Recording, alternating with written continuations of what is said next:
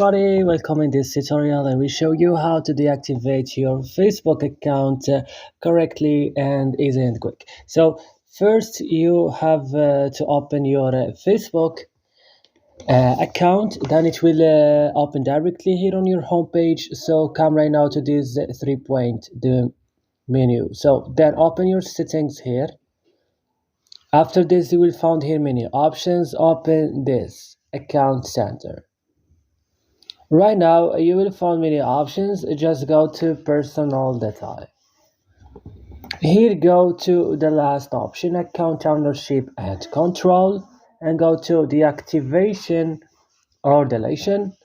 And here, choose your Facebook account and click deactivate account. Click continue, and after that, you have to write your password and click continue, and then you will deactivate your Facebook correctly and quick. If this video was helpful, don't forget to like and subscribe.